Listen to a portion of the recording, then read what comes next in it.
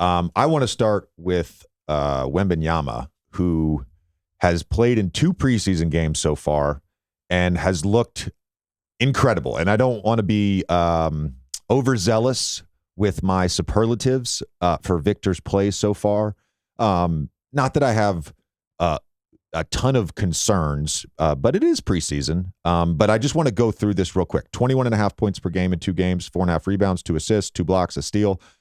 He does have 4 turnovers a game, but he's shooting 64% from the field, and he's doing all that in just 21 minutes. So kind of playing less than half the game and producing at a high level. For both of you guys, just simply, what has stood out the most about the limited amount of time we've seen Victor in NBA preseason action? I think for me, it is just watching the blend and pick and roll for me has been very fun. And like something that I wanted to track with him very early on was what would these pick and roll reps look like with him as the screener, since Steve and I did some of the Wemby streams for the NBA out throughout his regular season. One thing I quickly noted, he doesn't seem to be a great screener right now. That may come. So I want to see what that looks like on the NBA level. But then I thought about it. If he's going to be defended by a bunch of 4s and teams are switching 1 through 4 more often than they ever have, a lot of those are just going to be slip opportunities or pop opportunities. And I think he's done a good job of getting out of those and then attacking those creases or getting right into his jumper, which I think 30% from 3 through his first 2 games. We'll see how that goes. But he's been able to get to those looks relatively easily. And if it is a switch, he's able to shoot over the top. And then naturally from there, there's also been the reps where he's handling as the ball handler there. And that's where, late second quarter of that Heat game, we get the ridiculous lob from the 3-point line. He catches it at the dotted line and dunks it somehow. It's him running a pick and roll, his guard ghosting that, and then flowing into another one, slipping into space, and then getting that there. So it's just been fun to watch how San Antonio has used him in that regard. To bounce off Nekias and the offensive point, I really do like how the Spurs are just letting him play to start, running him off handoffs, slicing him into the post, letting him bring the ball up. I just remember watching Jeremy Sohan last year, and it felt like, I don't know exactly what he's good at, but he sure does a lot. And I like the idea that San Antonio was allowing Wemby to just play, and now we can build around what you're doing. The biggest thing that stood out to me is probably the defense. I've had a tougher time evaluating it because he's a very large individual. And so you have these moments when he's at the 4 and he's not having to bang with 5s. He's on the weak side and he looks like he's out of position. But then you realize he covers up so much ground that his nail help is just, it looks different. So someone's coming off pick and roll, he's just standing there. It's like, wow, he can cover a lot of space. He's on the weak side, he's just standing there. It feels like he covers a whole quadrant of the court by himself. And even when he's at the 5, there are those moments where he's out of position. It's like, okay, he's late. And for most people of a certain size, that's going to be big problems for you as far as recovery goes. And he can just take one step and then contest a shot. And that's where I'm like, okay, I need to take a second to remember what this is. Because there's still some moments where, okay, the footwork is a little off. He may get beat quick. He can get hit and someone could finish over him. But it's also a special talent that's starting to grow and get better. So I just love the flashes and at least just seeing what it looks like in this context. I want to touch on the defense because for me, that's probably the most exciting thing right now.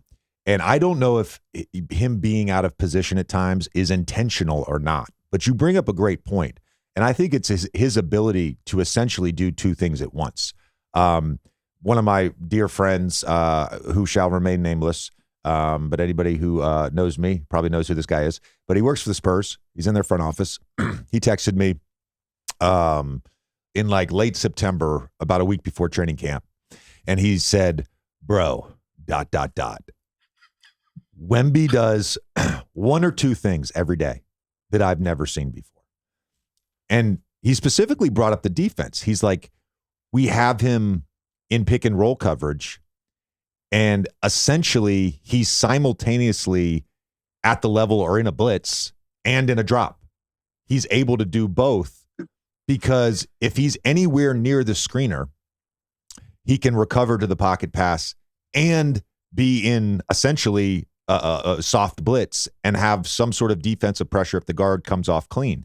That 2 things at once thing, I think the highlight on the block on Haywood Highsmith really stands out. So he's essentially in the middle of the paint, and there's an empty side pick and roll. Everybody's high for Miami, and he's taking the roller, but his man is on the strong side. And then he takes the roller and recovers and gets a block. on the strong side. Again, the offensive highlights, calling for a lob at the 3-point line, the in and out between the legs, step back, pull up, the gather 1-2 from the 3-point line. That's awesome. That's awesome. And he's going to do things that we're like, oh, that's awesome. The dunk, the left-hand dunk that's gone viral. Like, that's awesome. But what gets me the most excited is the defense. And you bring up Jeremy, too. The two of them, scheme-wise, I think you could do some really fun stuff defensively if you're Greg Popovich. No, I agree. Their length is incredible. They're going to be active. It's just great to see kind of him grow in that aspect, because I hadn't really considered what that would look like with him on the weak side. And I think he's done a great job of showing help and then recovering like none other. I want to ask you both, actually, because I've thought a lot about this question for myself. And even going back to the draft, which I worked the draft and did a lot of Wembanyama prep around the draft. Obviously, we sat down with him and spoke with him. Super impressed by his mindset, his maturity, all that stuff. But I've been thinking now since basically June about expectations and whether it was Zion Williamson coming out of Duke, LeBron James coming out of high school, potentially Anthony Davis probably is the only one that really pops, I think, in terms of a lot of hype around the number one pick. LeBron, to me, I lived through it. I was, a freshman in college or whatever. Like, he probably is the most hype prospect, but Wemby's up there. And LeBron, he's delivered for 20 years, right? And he delivered as a rookie. He had a good rookie year. And I think we can get caught up a little bit in the counting stats with Wembanyama. But in terms of that expectation of both production and I think, too, impact on winning right away, where are you guys on the spectrum of not the hype around what he could be, but what he is right now and your level of expectation for his rookie year? I think for me, like, health permitting, because that's going to be the big thing for me. But, like, I think that he could have San Antonio as, like, a neutral or slightly positive team, which is a drastic leap from where they were last year, even if you're just looking at the net rating of it all. Like, as you two were talking about the defense, something that probably for me, like, he just kind of changes the geometry of the court with him just being out there. And San Antonio was historically bad last year defensively. And so just him being on the court, I think is going to take a lot of pressure off of some of the questions that I had for the San Antonio group heading into the year. What position does Keldon Johnson guard? It may not matter if he has Wemby behind him. What is this point of attack defense aside from, like, Trey Jones is solid. Devin Vassell is a good defender, more so off ball than on ball when he's locked in. The point of attack defense may not matter as much if Wemby is roaming around on the weak side or if he is able to execute multiple coverages and kind of alleviate some of those weaknesses that those guys have. So I think if you can get the defense from dead last to, like, they defend at the 18th best rate with him on the court, and he's going to cause so many mismatch issues on the offensive end of the ball, like, I think the Spurs are going to be a neutral or slightly positive team with him on the court. And that's all I need to see in year one.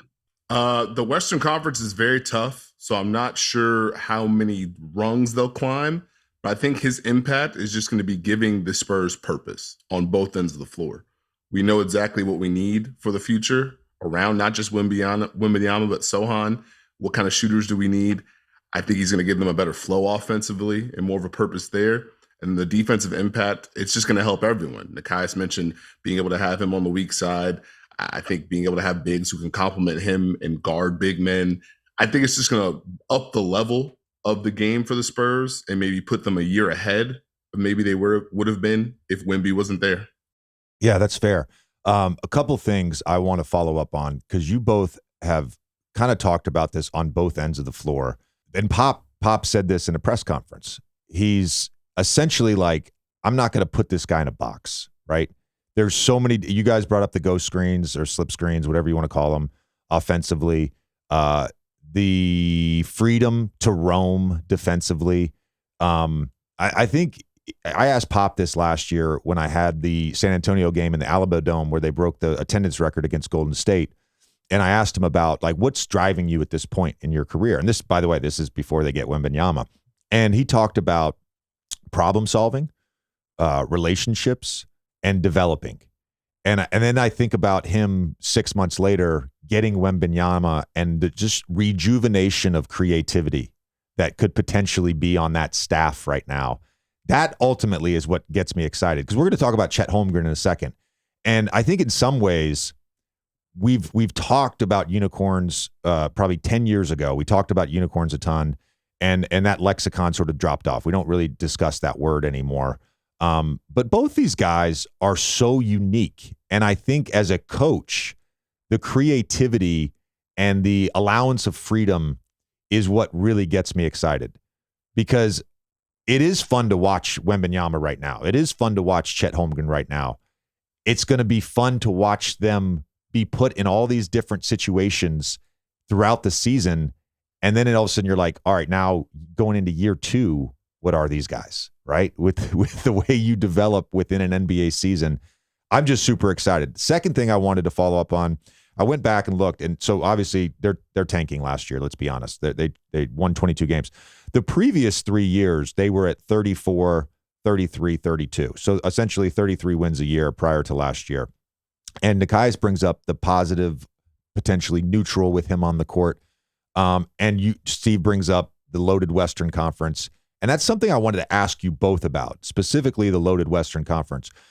We can all agree there's a top 12, right? Or there's a top 12.